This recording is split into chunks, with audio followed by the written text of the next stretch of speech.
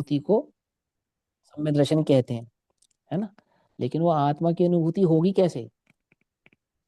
तो ऐसा सब ऐसी वही आत्मा का अनुभव करो बस, पर से भिन्न निजी चैतन्य ज्ञायक पहचान और ज्ञान लक्षण ऐसे। पर आचार्यों ने परिभाषा ही नहीं दी, समझे। सम्यक दर्शन की परिभाषा ऐसी की ही नहीं। और ना कि सिर्फ मैं धवला की बात कर रहा हूँ, और ना मैं सिर्फ तत्वा सूत्र की बात कर रहा हूँ। धवला जी में तत्वार्थ सूत्र में, इवन आप अध्यात्म के जो ग्रंथ हैं समय सार आदि हैं, प्रवचन सार जी है, प्रवचन सार जी में क्या बोला? जो जानादि अरहंतम दब्बत गुणत पज्जयते ही। आत्मा को जानने की तो ये कला है। समझ में ही बात नहीं समझ में? मैंने अध्यात्म के ग्रंथ हैं, प्रमाण के ग्रंथ हैं, आगम के ग्रंथ हैं, मतलब मूल आगम है, कर्णान्योग संबंधी ग्रंथ हैं। तो वो इस संदर्भ में बतला रहे हैं, मतलब वहां सम्यक की वो परिभाषा है, मूल परिभाषा। अब उस मूल परिभाषा से आत्मा समझ में आए तो आत्मा के अनुभव का सम्यक दर्शन नाम है। अन्यथा आत्मा का अनुभव ऐसे होते ही, माने छप पंच नव विहाणम अत्थाणम जिणवरोवत्थाणम आणाय अहिगमेण वसद्धाणम होई सम्मतम। 212 नंबर की गाथा धवला जी में, कि जिसने जिनेन्द्र भगवान की आज्ञा के अनुसार क्या समझा है? छह, पांच और नौ, छह द्रव्य, पांच आस्तिकाएं और नौ पदार्थों के स्वरूप को भली प्रकार से जाना है और उसका श्रद्धान किया है, उसको सम्यक दर्शन होता है, वह सम्यक दृष्टि है। ऐसा ऐसा है वो मूल गाथा। और फिर उसी के आधार से बनता तत्वार्थ श्रद्धानम सम्यक दर्शनम। 7 तत्वों के श्रद्धान का नाम सम्यक दर्शन है। और फिर वो समय सार में आती है 9 तत्वों में छुपी हुई। और वो 9 तत्वों में छुपी हुई ज्ञान ज्योति कहाँ से आएगी? वो छठे नंबर के कलश से, है ना। ध्यान है ना, आप कल बताया था मालांटी जी ने, छठे नंबर का कलश रेफरेंस से वो, वहां से वो निकल कर आएगा, तब वहां उसको आत्मा को, वो जिसने आत्मा को जाना पहचाना है, सो वह सम्यक दृष्टि है। और वह सम्यक 3 प्रकार का है। 3 प्रकार का कैसे है? कि नयों की अपेक्षा से निश्चय सम्यक और व्यवहार सम्यक। समझे? पकड़ में ही बात।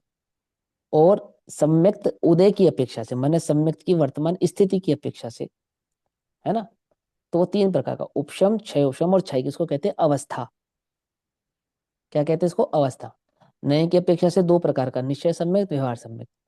अवस्था की अपेक्षा से 3 प्रकार का, औपशमिक सम्यक दर्शन, क्षयोपशमिक सम्यक दर्शन, क्षायिक सम्यक दर्शन। और निमित्त की अपेक्षा से 10 प्रकार का, आज्ञा सम्यक दर्शन, अर्थ सम्यक दर्शन, सूत्र सम्यक दर्शन, आदि आदि से करके वो 10 प्रकार का, और निमित्त की अपेक्षा से। और सम्यक कितने प्रकार का है? 1 प्रकार का। ये आत्मानुभूति का नाम सम्यक दर्शन है। समझे? उस आत्मानुभूति को ऐसे विभाग करके बतलाया कि 2 प्रकार का निश्चय व्यवहार, 3 प्रकार का उपशम, छह उपशम, क्षायिक, और निमित्त की अपेक्षा से 10 प्रकार का। और भी भेद है ना, और भी भेद है, ऐसे निसर्ग जो अधिगमज, ऐसा ऐसे भी 2 भेद है। तो ऐसे कई प्रकार के भेद है। आगम विवक्षाओं का समूह है, अपेक्षाओं का समूह है, उसका नाम आगम है। आगम का एक एक सूत्र उठाओ उठाओ तो क्या मिलेगी? अपेक्षा मिलेगी। ऐसा क्यों है? क्योंकि वस्तु का स्वरूप ऐसा ही है, सापेक्ष है। कैसा है वस्तु का स्वरूप? एक अनेक, नित्य अनित्य। क्या समझे? अस्ति नास्ति, स्वरूप ही ऐसा है। स्यादवाद इसलिए जैन दर्शन का मूल प्राण है। समझे? चलो अपनी कक्षा आज की शुरू करते हैं। ओम नमः सिद्धेभ्य ओम नमः सिद्धेभ्य ओम नमः सिद्धेभ्य। नमो अरिहंताणं नमो सिद्धाणं नमो ऐरियाणं नमो वज्रायाणं नमो लोये सव्यसाहुणं। मंगलम भगवान वीरो मंगलम गौतमो गणे मंगलम कुंदकुंदाद्यो जैन धर्मोस्तु मंगलम। सर्वमंगल मांगल्यम सर्वकल्याणकारकं प्रधानं सर्वधर्माणां जैनं जयतु शासनं जैनं जयतु शासनम्। अनन्तधर्मणस्तत्त्वं पश्यन्ति प्रत्यगात्मनः अनेकान्तमयी मूर्तिर्नित्यमेव प्रकाशताम्।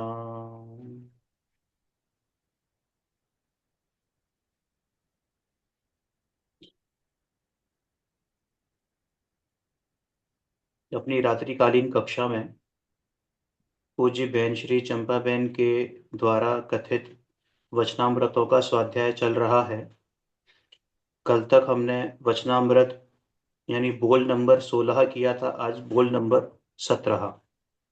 बहन श्री कहती हैं कि जैसे वृक्ष का मूल पकड़ने से, मूल माने जड़, वृक्ष का मूल पकड़ने से सब हाथ आता है, वैसे ज्ञायक भाव पकड़ने से सब हाथ आएगा। शुभ परिणाम करने से कुछ हाथ नहीं आएगा। यदि मूल स्वभाव को पकड़ा होगा तो चाहे जो प्रसंग आए उस समय शांति समाधान रहेगा, ज्ञाता हम्म दृष्टा रूप से रहा जा सकेगा। अर्थात मोक्ष मार्ग का जो मार्ग है उसका जो मूल है वो अपना चैतन्य भगवान आत्मा है। और चैतन्य भगवान आत्मा पर दृष्टि रहेगी तो संपूर्ण मोक्ष मार्ग समझ में आएगा, संपूर्ण आगम समझ में आएगा, संपूर्ण दिव्य धनी का भाव समझ में आएगा। और यदि वही नदारद है, अर्थात वो चैतन्य की दृष्टि से ही उस जिनागम को नहीं देखा, तो फिर वह मोक्ष मार्ग समझ में आता नहीं है, पकड़ में आता नहीं है। क्योंकि सारे जगत में शुभ भाव का नाम धर्म है, और जैन दर्शन वीतराग भाव का नाम धर्म कहता है। क्यों? क्योंकि है ना, वीतराग भाव ही वास्तव में धर्म है। और वो वीतराग भाव किसकी अपेक्षा से, कहाँ से पकड़ में आता है? और चैतन्य स्वरूप की दृष्टि से, वस्तु स्वरूप की दृष्टि से ही पकड़ में आता है, अन्य भावों से पकड़ में आता नहीं है। ठीक है ना? देखो, समस्त आगम को सापेक्ष करना, कर्णानुग पढ़ा आपने। आत्मा निकाल के कर्णानुग पढ़ोगे कुछ समझ में नहीं आएगा, अर्थ का अनर्थ कर दोगे। आत्मा निकाल के चरणानुग पढ़ोगे तो अर्थ का अनर्थ कर दोगे। आत्मा को निकाल के अध्यात्म पढ़ोगे तो अर्थ का अनर्थ कर दोगे। तो क्या करें कि वो जो आगम है, मूल आगम, जैसे कर्णानुग संबंधी, चरणानुग संबंधी, द्रव्यनुग संबंधी, ये जो मूल आगम भाव है, इसका जो मूल है वो अपना चैतन्य निज भगवान चैतन्य आत्मा है। यदि वो आत्मा की दृष्टि से समस्त भाव को समझा पढ़ा और जाना जाए तो मोक्ष मार्ग सदता है, अन्यथा मोक्ष मार्ग सदता नहीं है। ऐसा। चलो आगे।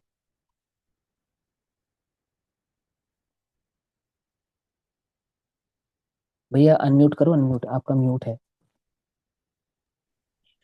गुरुदेव का इस पर प्रवचन है। वे कहते हैं हाँ। कि जिस प्रकार आम का मूल पकड़ने से उसकी डालियां, पत्ते, फूल, है ना, सब हाथ में आते हैं, उसी प्रकार ज्ञायक भाव को यानी कि जो मूल है उसे पकड़ने से उसका सम्यक दर्शन, ज्ञान, चारित्र, शुक्ल ध्यान और यहाँ तक कि केवल ज्ञान भी पकड़ में आता है। राग को तो नहीं, किंतु पर्याय को भी पकड़ने की बात यहाँ पर नहीं कही है। ज्ञायक को पकड़ने वाली पर्याय है, उस पर्याय को भी यहाँ पर पकड़ने की बात नहीं कही है। अंतर में पूर्ण अभेद ज्ञायक भाव को पकड़ने से ही सब हाथ आएगा। और वो पूर्ण समय जायक भाव हाथ में कैसे आएगा, ये भी एक बात समझो ना। है ना, जैसे जो नए व्यक्ति स्वाध्याय करने वाले नए जीव हैं, उनकी भी बात समझ में आनी चाहिए ना, कि वो जो पूर्ण ज्ञायक भाव है अखंड, वो अखंड ज्ञायक भाव कैसे दृष्टि में आता है, कैसे पकड़ में आता है? तो आचार्य कहते हैं जो सबको जानता है वो एक को जानता है। ठीक है? भैया अर्थात जिसने द्रव्य गुण। हाँ दीदी बोलो। भैया जैसे यहाँ पे फर्स्ट लाइन में लिखा है, जैसे वृक्ष का मूल हम्म। पकड़ने से सब हाथ आता है, और वहां पे हम्म। गुरुदेव श्री ने बोला कि आम को जैसे पकड़ा तो साथ में डालियां सब पकड़ में आती हम्म। है, लेकिन भैया ने यहाँ पे बोला मूल का अर्थ जड़ है, तो यहाँ पे फिर मूल का अर्थ जड़ थोड़ा ना हुआ। ठीक है, वो आम का मूल क्या है? आम का, वृक्ष का मूल जड़ नहीं, वृक्ष का मूल फल होता है। फल, हाँ वही हाँ, वही मैं कहना फल चाह रही थी, होता है। मतलब यहाँ पे हाँ। फल आएगा, वृक्ष का मूल हाँ जो है फल, उसका जो। फल होता हाँ है हाँ।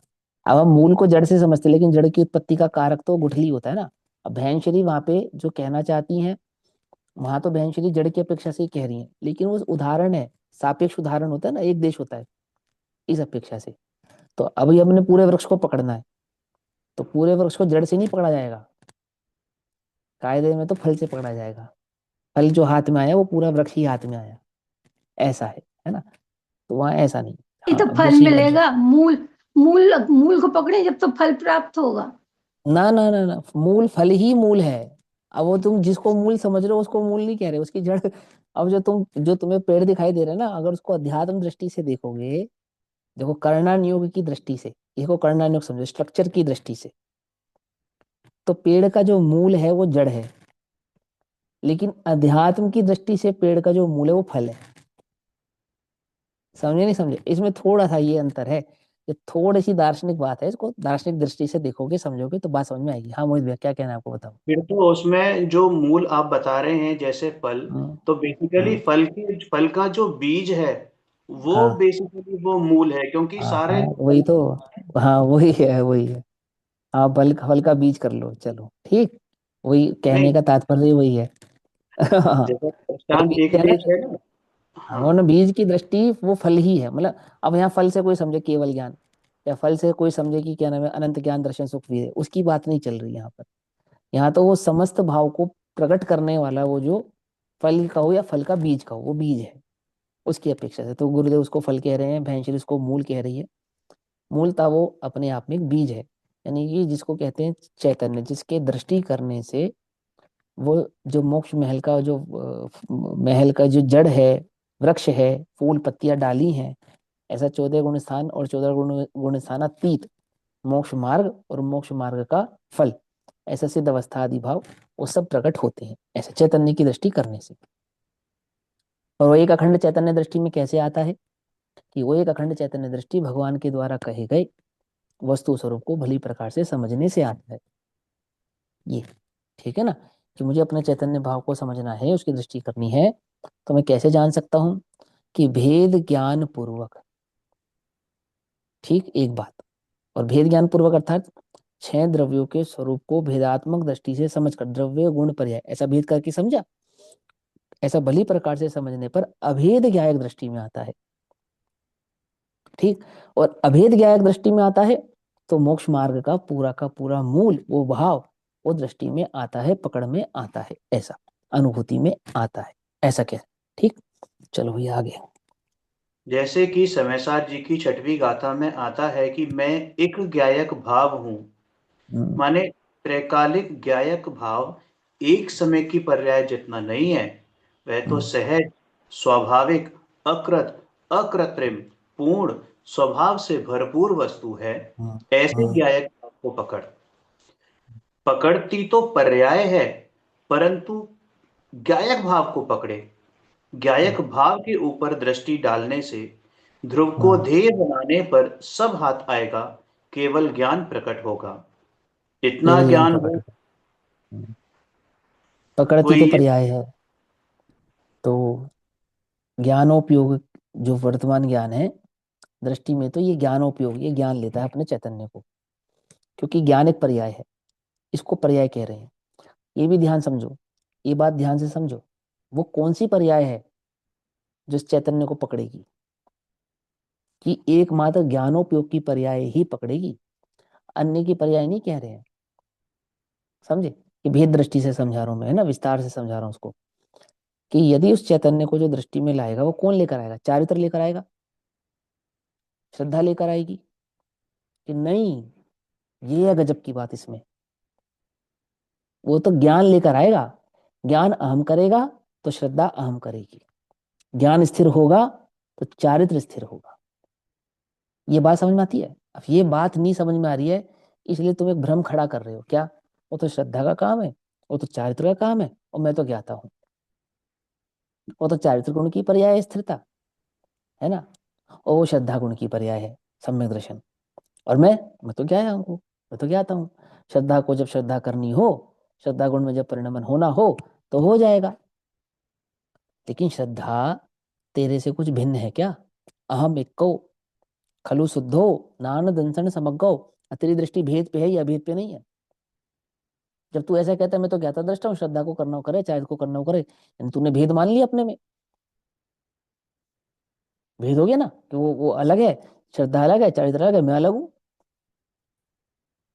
बात समझ में आ रही है, नहीं, बड़े ध्यान से समझो, जो कुछ हूं मैं हूं, और मैं एक ज्ञान भाव से प्रकट हूं, और ज्ञान भाव से प्रकट जो ज्ञान की एक पर्याय है, ये मात्र मैं नहीं हूं, ये ज्ञान की पर्याय अपने को ध्रुव, चैतन्य अखंड भगवान आत्मा, अखंड क्यों कह रहे हैं उसको? क्योंकि हमें अनंत गुणों का ज्ञान है, असंख्यात प्रदेशों का ज्ञान है, इसलिए हम उसको अखंड कह रहे हैं। अखंड कहने की नौबत क्यों आ रही है? क्योंकि हमको खंड का ज्ञान है। क्या कह रहे हैं? बात समझ में नहीं आ रही है? पकड़ में आती नहीं? शक्कर खंडित है अखंडित है? कभी विचार किया? कभी विचार नहीं किया? तो नौबत ही नहीं। शक्कर का एक दाना अपने आप में अखंड है, मिठास से हम उसको अखंड ऐसा देखते हैं। पकड़ में बात? ऐसे ज्ञान को, आत्मा को ज्ञान से अखंड ऐसा देखना है ना। पकड़ में आ रही है बात? नहीं पकड़ में आ रही है? ये समझ रहे हो? अखंड है। ऐसा ऐसा विचार ही क्यों आया अखंड है? यानी कहीं ना कहीं तूने खंड स्वीकार किया है। तो दो दो प्रकार का खंड है। कौन सा खंड स्वीकार किया है? एक तो जो पर में अहम बुद्धि धारण की थी वो, उसको त्यागा। फिर एक जो राग भाव में अहम बुद्धि धारण की थी वो, उसको त्यागा। और एक अपने अंतर, अपने भीतर के द्रव्य गुण क्रिया के स्वरूप को भली प्रकार से समझाता वो, उसको भी त्यागा अर्थात गौण किया। आती है बस में। और फिर अपने को क्या अनुभव किया? मैं एक चैतन्य ज्ञायक भाव हूं। कैसा हूं? ज्ञान मात्र नहीं हूं, चैतन्य मात्र लक्षण है, चैतन्य मात्र हूं। आप समझ रहे? धारणा के अंदर तो वस्तु का जो स्वरूप है वो भली प्रकार से व्यवस्थित है, और उपयोग में दृष्टि मात्र अपने अखंड चैतन्य ज्ञायक भाव की है। पकड़ में आती है बात? नहीं पकड़ में आती है? ये जैन दर्शन का जो पुरुषार्थ है, ये सबसे गजब का है। ये अगर समझ में आया तो जैन दर्शन समझ में आएगा। अन्यथा सांख्य वादियों के अध्यात्म में और जैन वादियों के अध्यात्म में अंतर तुम्हें प्राप्त होगा नहीं। नहीं, नोटिस किया? हाँ धारणा ज्ञान बोलो। में भेद रूप वो रहता है। धारणा हाँ ज्ञान जी। में भेद रूप ज्ञान रहता है।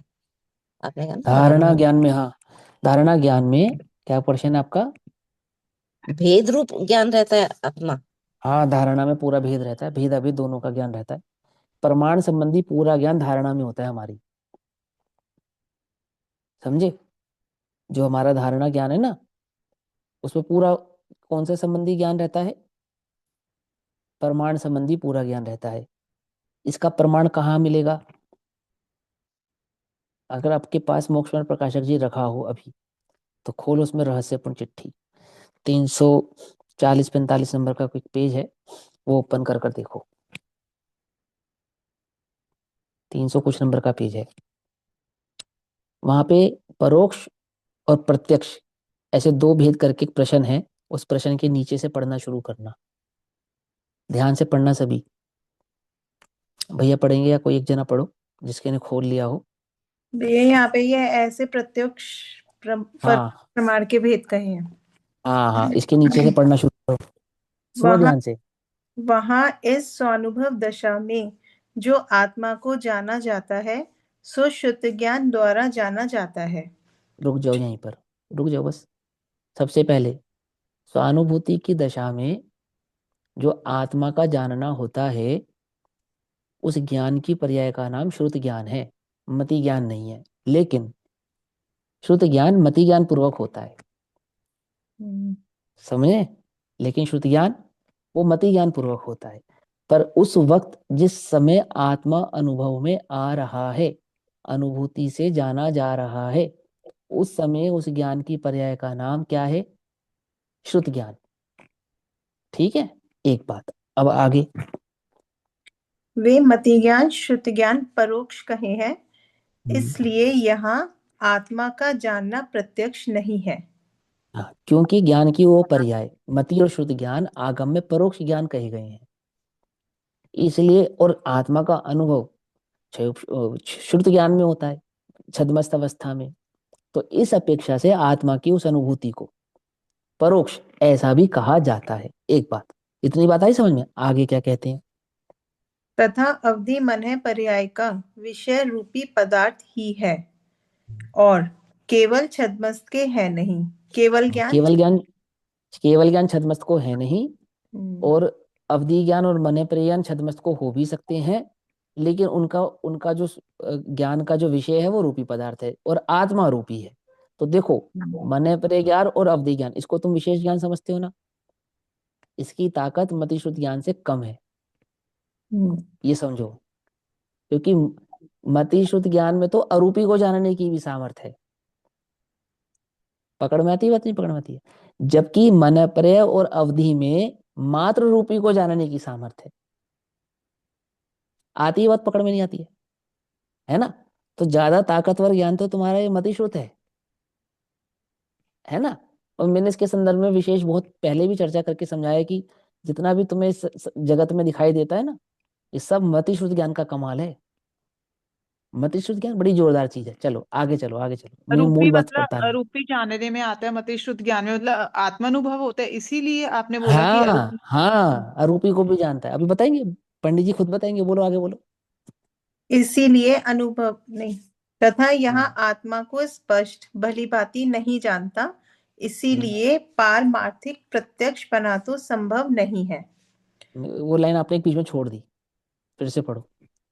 तथा अवधि मन पर्याय का विषय रूपी पदार्थ ही है और केवल हाँ ज्ञान छद्मस के है नहीं। हाँ इसलिए अनुभव में अवधि मन पर्याय केवल द्वारा आत्मा हाँ को जानना नहीं है। तथा यहाँ हाँ को हाँ, है ना? आगे पढ़ो। तथा यहाँ आत्मा को स्पष्ट भली भांति नहीं जानता, हाँ, इसलिए पारमार्थिक प्रत्यक्ष बना तो संभव नहीं है। अब छद्मस्त अवस्था में जो आत्मा का अनुभव होता है, वो कैसा नहीं होता? वो प्रत्यक्ष प्रत्यक्ष और गुण प्रत्यक्ष नहीं होता। इसलिए वहां पे पारमार्थिक प्रत्यक्ष उसको नहीं कहते। अब यहाँ पे एक बात और सीखने वाली सीखो कि पारमार्थिक प्रत्यक्ष का अर्थ क्या होता है। प्रदेश प्रत्यक्ष को पारमार्थिक प्रत्यक्ष कहते हैं, ठीक? और स्वानुभूति प्रत्यक्ष को मात्र स्वानुभव प्रत्यक्ष कहते हैं। पकड़ में ही बात?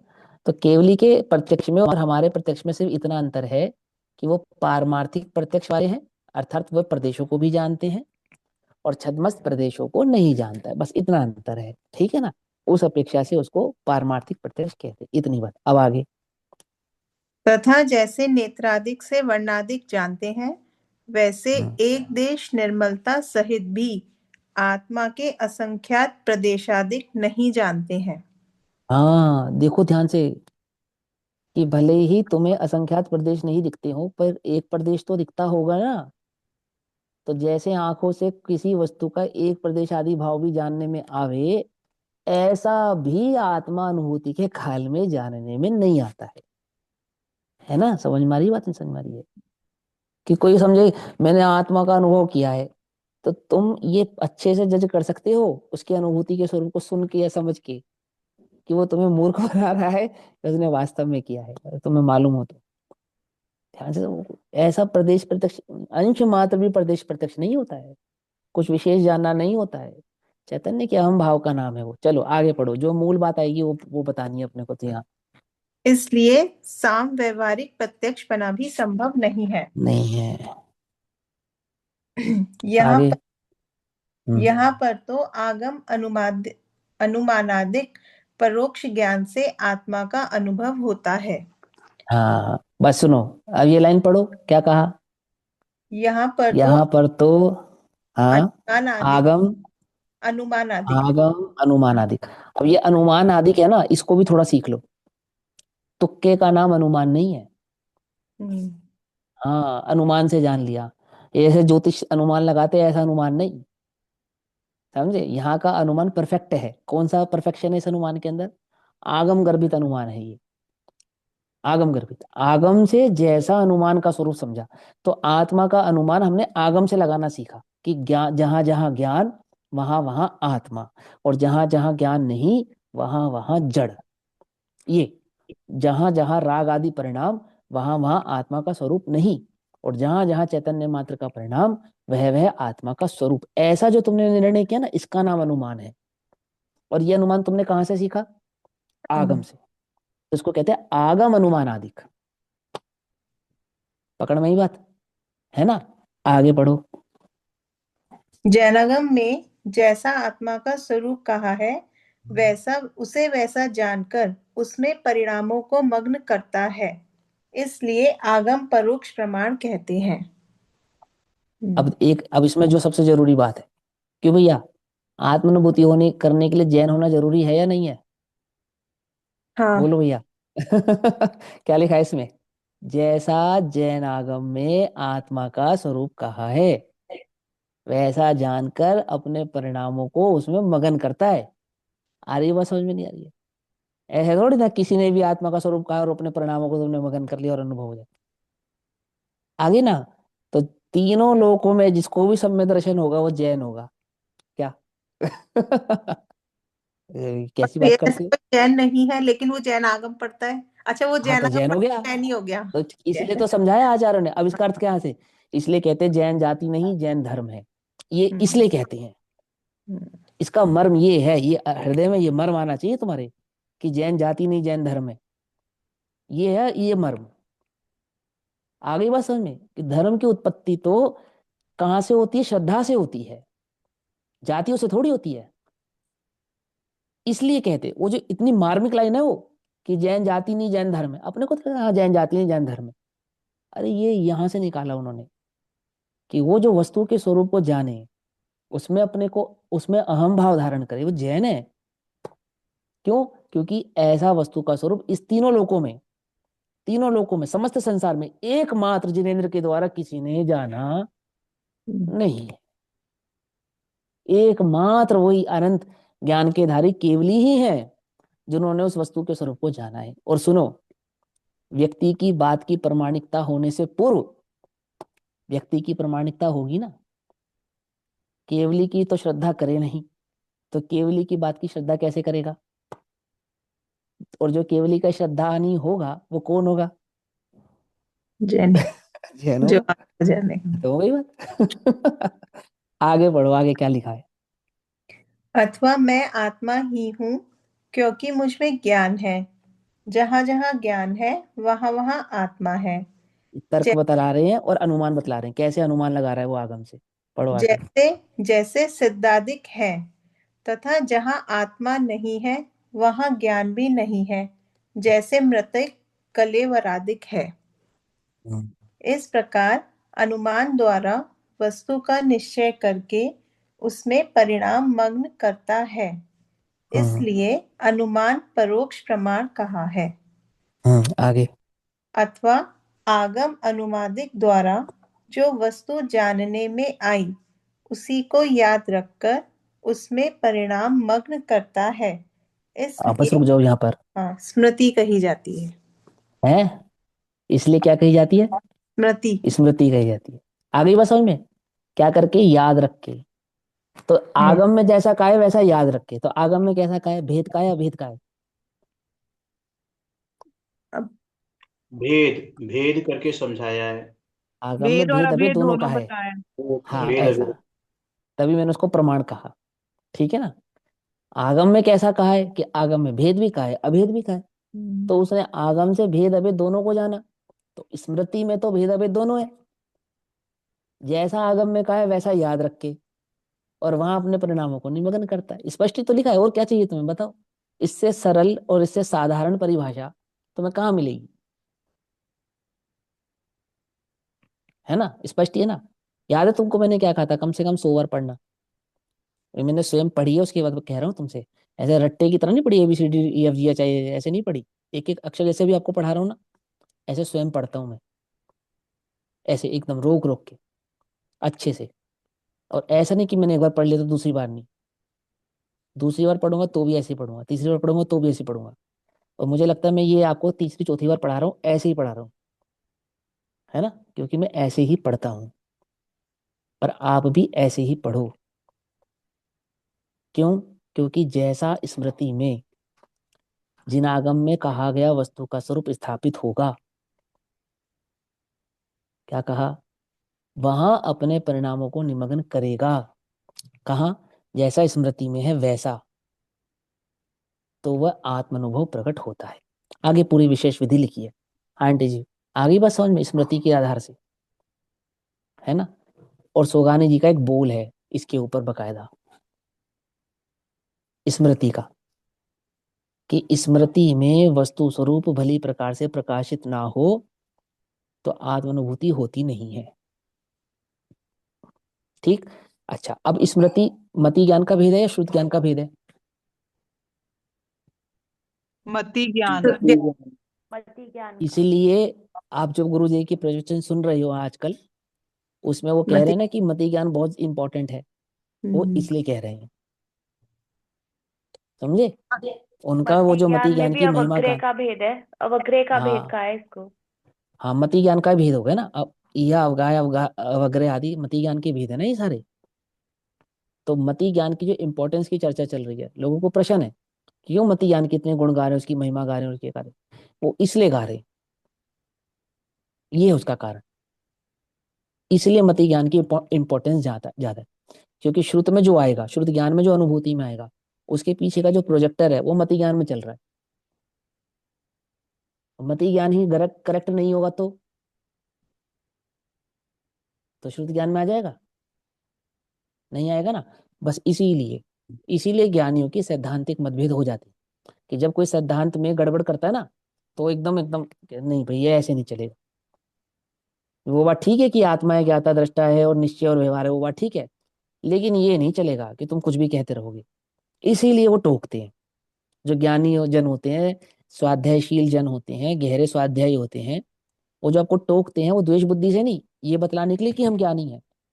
वो इसलिए टोकते हैं कि यदि तुम्हारी स्मृति में वस्तु स्वरूप गड़बड़ हो गया, तो शुद्ध ज्ञान में भले ही आत्मा आत्मा चैतन्य चैतन्य करते रहना, मैं ज्ञाता हूं, मैं दृष्टा हूं, मैं ज्ञाता हूं, मैं दृष्टा हूं, कुछ नहीं होगा, कुछ भी प्राप्त नहीं होगा। इसलिए नहीं होगा। इसलिए एक एक सिद्धांत को अच्छे से समझाते हैं, एक एक सिद्धांत को बारीकी से ज्ञान कराते हैं। बार बार स्वाध्याय की प्रेरणा इसलिए दी जाती है, वस्तु स्वरूप का निर्णय करने की प्रेरणा इसलिए दी जाती है, क्योंकि खाली ज्ञाता दृष्टा कहने से आत्मानुभूति में आता नहीं है। सातवें अधिकार में आचार्य कल्प पंडित टोटरमल जी ने इसका निषेध किया है। मैं एक हूँ, ज्ञायक हूँ, शुद्ध हूँ, बुद्ध हूँ, ज्ञाता हूँ, दृष्टा हूँ, ऐसा करने से कुछ होने वाला नहीं है, ऐसा स्पष्ट लिखा उन्होंने निश्चयभाषी के प्रकरण में। ठीक है ना, वहां पढ़ लेना। चलो भैया आगे पढ़ो।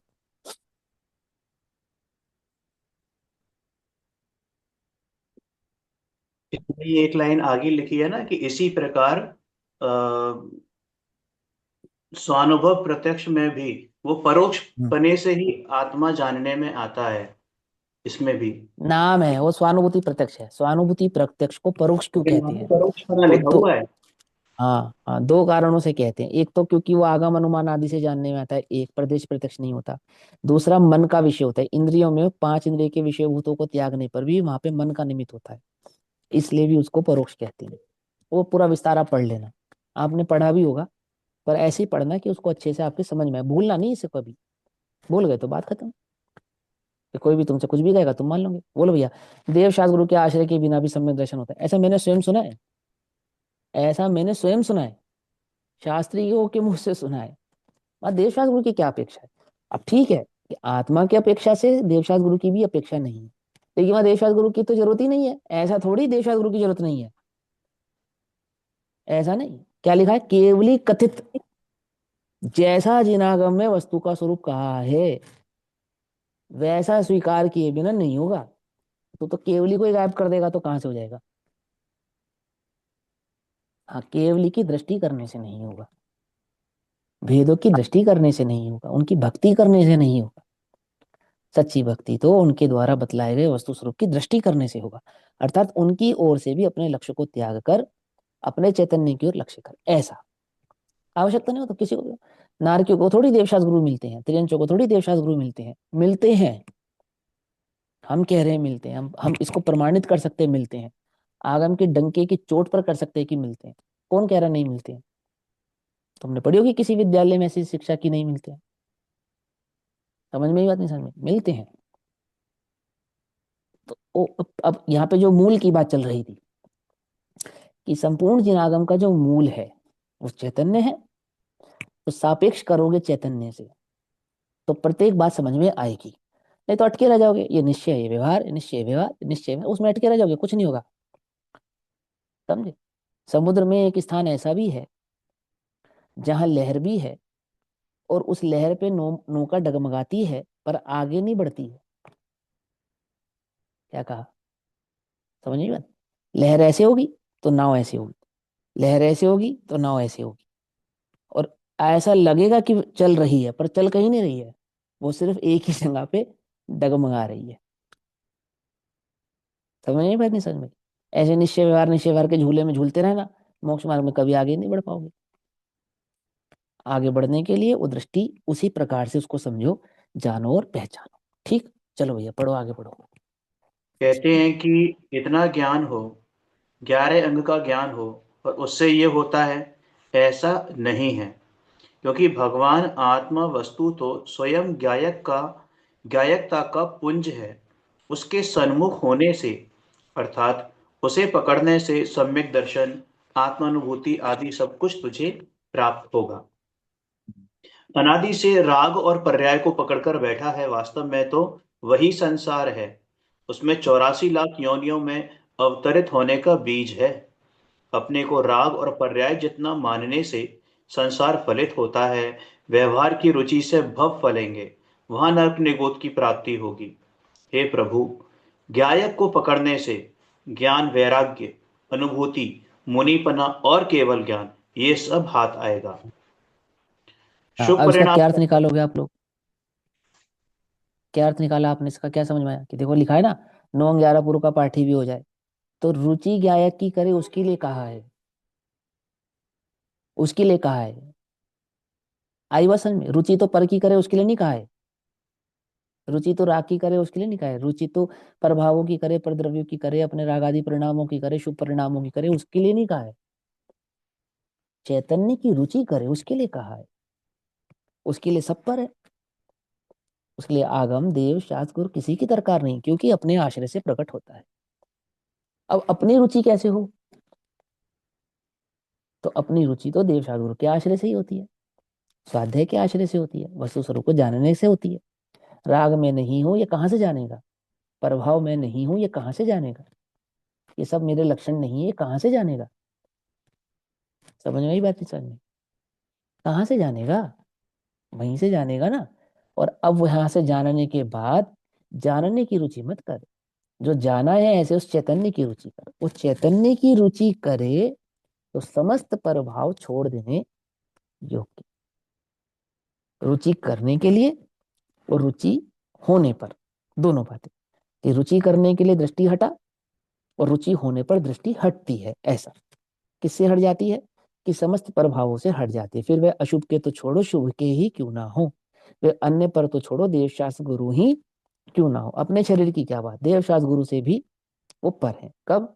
जब स्वभाव की रुचि हो तब। तो वहां रुचि की मुख्यता के कथन नहीं है। अब तुमने रुचि तो अपनी आत्मा की नहीं, और तुमने क्या, वो तो पर है, उनके आश्रय से तो होता ही नहीं, उनकी तो दृष्टि करने से होता ही नहीं। हम तो सहज हैं। कहाँ से आ गई सहजता?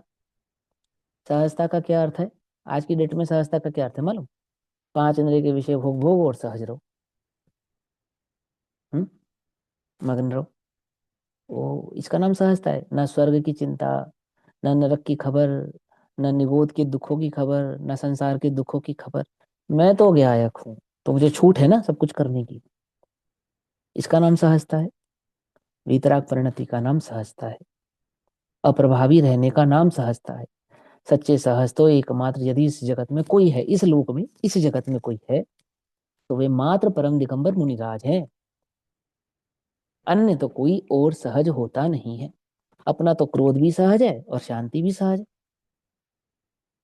बोलो, उपसर्ग के काल में मुनिराज क्रोध नहीं करते, लेकिन चैतन्य का अनुभव करते हैं। ये उनकी सहजता है। और हमारी सहजता कैसी है? कि क्रोध के काल में क्रोध भी करते हैं और सहज होते हैं, भोग के काल में भोगते भी हैं और सहज होते हैं, 5 इंद्रिय की विषयों की इच्छा भी करते हैं। अब हम तो सहज हैं भैया। सहज क्या सहज है? हम ज्यादा विकल्प नहीं करते। रात में भोजन की इच्छा होती है, शांति से कर लेते हैं, ज्यादा विकल्प नहीं करते। भूख लगती है, शुद्ध मिल जाता है तो ठीक है, शुद्ध मिल जाता है तो ठीक। हम ज्यादा विकल्प, हम सहज है। सहज कैसे सहज हम? भजन चले जाए, फिल्मी गाना, हम तो सहज हैं। ये सहजता का स्वरूप कहाँ से सीखा तुमने? मंदिर चले गए तो चले गए, नहीं जा पाए तो नहीं जा पाए। हम परिणाम नहीं खराब करते। हाय हम मंदिर नहीं जा पाए, हम कैसे दुष्ट हैं, निष्ठुर हैं। हम तो ज्ञाता हैं भैया। पूजा हो जाए तो ठीक, नहीं हो जाए तो ठीक। उपवास हो जाए तो ठीक, नहीं हो पाए तो ठीक। स्वाध्याय हो जाए तो ठीक, नहीं हो पाए तो ठीक। अब हम सहज भाई। ये सहजता का पैमाना आ गया। कौन से आगम की लाइन है ये सहजता है? बहन श्री या गुरुदेव के कौन से प्रवचन से तुमने इस सहजता का अर्थ निकाला? हम्म? क्या है सहजता?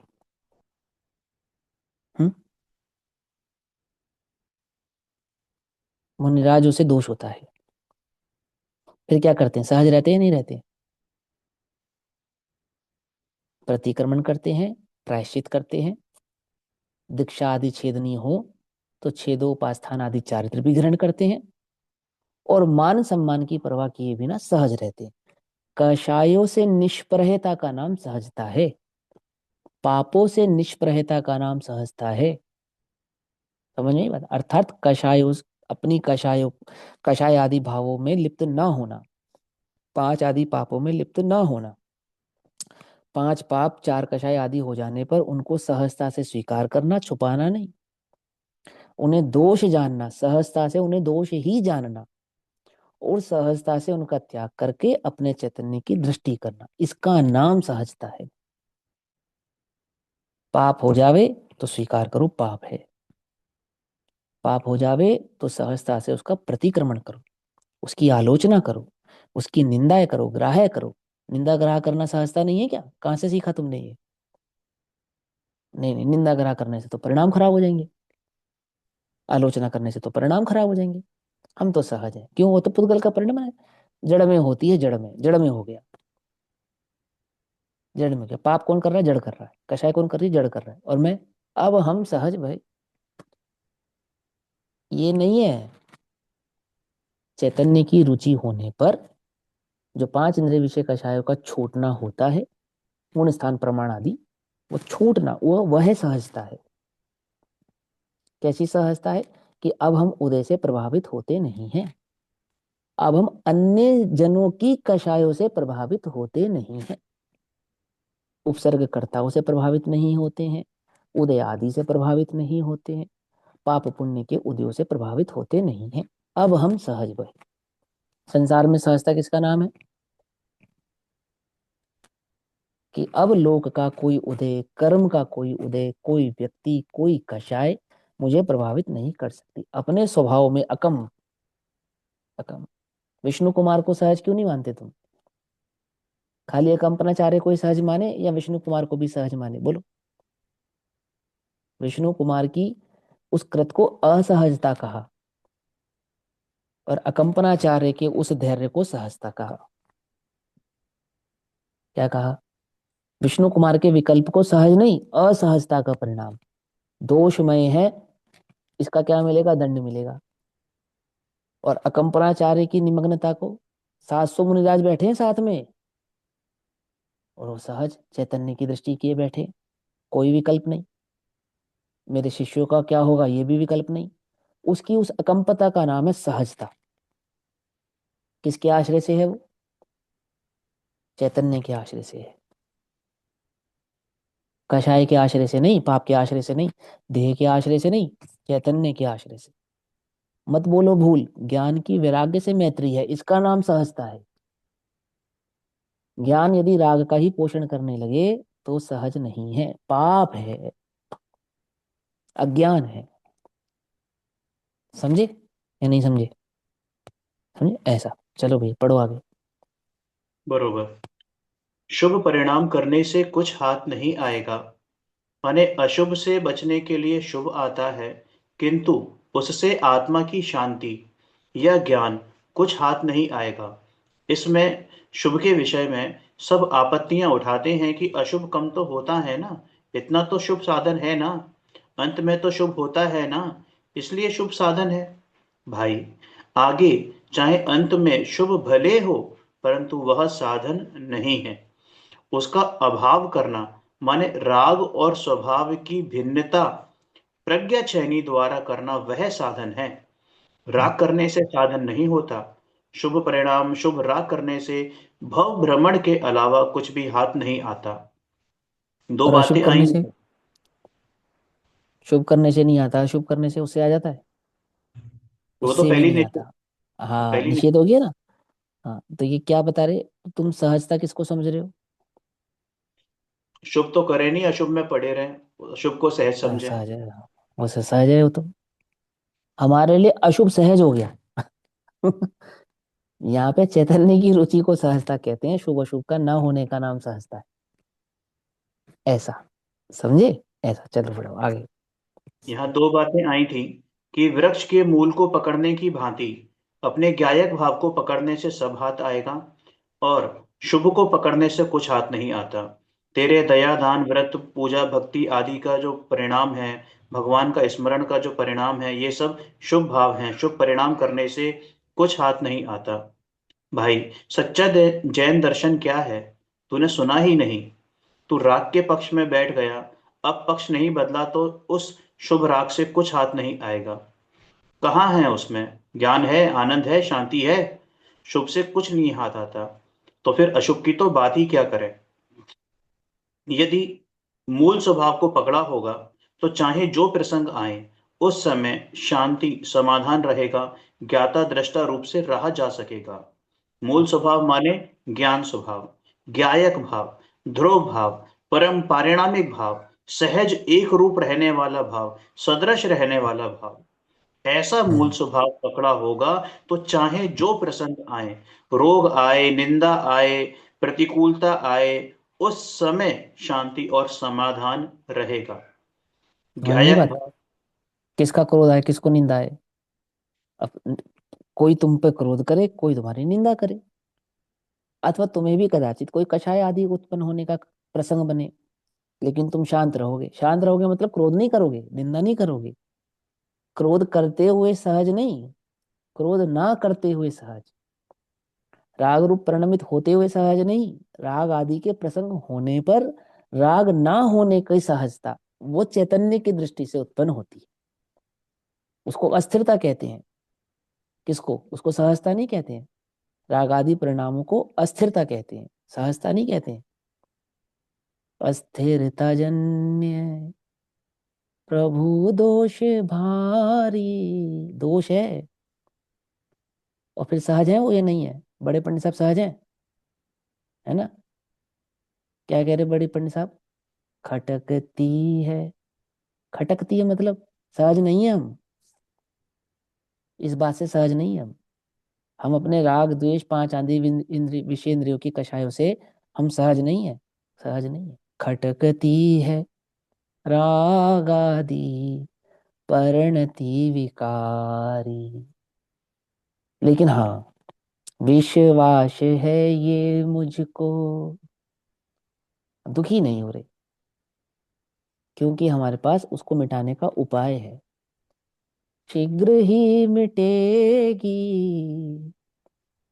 स्वभाव के सन्मुख ये, कैसे टिकेगी। तो मैं स्वभाव का आश्रय लूंगा तो ये कैसे टिकेगी? अरे टिक रही है, इसका मतलब मैं स्वभाव का आश्रय नहीं ले रहा हूं। समझे? मिटाने का क्या उपाय है? सहज रहना, सहजता अर्थात स्वभाव का आश्रय लेना, ये उपाय है। स्वभाव का आश्रय ले नहीं, कषाय को बुरा जाने नहीं, भई बनारस की दशा, जथौ ऊठ को पात। समझे नहीं समझे? ऐसी स्थिति हो जाएगी। चलो आगे। बरोबर। ज्ञायक भाव, शुद्ध भाव, स्वाभाविक भाव, ये तो सुख शांति का विशाल समुद्र है। उसकी कैसी मर्यादा है? अब निज आत्मा का सत्य स्वरूप बताते हुए पंडित बनारसीदास जी ने कहा है ना कि शुद्ध चेतना का विशाल सिंधु लहरा रहा है, उसे कहीं क्षेत्र की विशालता की आवश्यकता नहीं है, किंतु स्वभाव सामर्थ्य की महानता की आवश्यकता है। ऐसे महान ज्ञायक भाव को ग्रहण करने से चाहे जो प्रसंग आए उस समय शांति और समाधान रहेगा, ज्ञाता दृष्टा रूप से रहा जा सकेगा। हाँ, सुन लो क्या कह रहे हैं। शांति समाधान रहेगा, ज्ञाता दृष्टा रूप से रह सकेगा। रह नहीं पा रहा है इसका मतलब दृष्टि में नहीं लिया है, समाधान नहीं है तेरे पास। कषाय सहज नहीं, कषाय के काल में समाधान होने पर कषाय का न होना अर्थात कषाय में अपने उपयोग को न ले जाना, इसका नाम सहजता है। समझे? कषाय होने पर उपाय खोजना है, तुम्हें क्रोध को शांत करने का उपाय खोजना है कि हाँ, तो क्या उपाय है? इस स्वभाव की दृष्टि कर, ये सहज हो गए, हमारे पास उपाय है भैया, उपाय है। दुख से बचने का हमारे पास उपाय है, अब है हमारे पास उपाय, अब हम अमर भय ना मरेंगे, हमारे पास उपाय है। समझे नहीं समझे? कर्म के उदय के समक्ष विश्व में किसी की नहीं चलती, परंतु भेद ज्ञानी के समक्ष कर्म के उदय की भी नहीं चलती। समझे या नहीं समझे? है ना? सारा जगत किससे परेशान है? कर्म के उदय से परेशान है। और भेद ज्ञानी, कर्म का उदय भेद ज्ञानी से परेशान है क्या? सारा जगत कर्म के उदय से परेशान और कर्म का उदय उस भेद विज्ञान से परेशान। ऐसी सामर्थ्य है इस भेद ज्ञान की। ऐसा, चलो आगे। मैं केवल ज्ञाता ही हूँ, इसमें पर का और राग का अकर्तत्व सिद्ध होता है। चाहे जो उदय आओ या जाओ, इसका ज्ञाता दृष्टा अर्थात अकर्ता है। जिसे ज्ञाता स्वभाव का निर्णय नहीं, वह कर्ता होकर राग में पिस जाता है, दब जाता है। भाई ऐसा वस्तु स्वरूप 2-4 दिन मध्यस्थ होकर सोने तो खबर पड़े। ये जैन धर्म कोई फिरका नहीं है, कोई पक्ष नहीं है, ये वणिका का धर्म नहीं है। अरे जैन धर्म तो वस्तु का स्वरूप है, वीतराग स्वरूप, चेतना महासिंधु। ऐसे भगवान आत्मा की श्रद्धा, ज्ञान और अनुभव करना, वह जैन धर्म है। ठीक, चलो अगला बोल बुल कर लेंगे, अगला बुल कर लेंगे ना। ओम नमः सदेभ्यः। निज निधि निज में बताई, यह अनंत उपकार है। उसके लिए जिन वाणी माँ को वंदना शत बार है, वंदना शत बार है। नमो अरिहंताणम, नमो सिद्धाणम, नमो आयर्यणम, नमो उपज्जायणम, नमो लोय सब साहुणम, नमो अरिहंताणम, नमो सिद्धाणम, नमो आयर्यणम।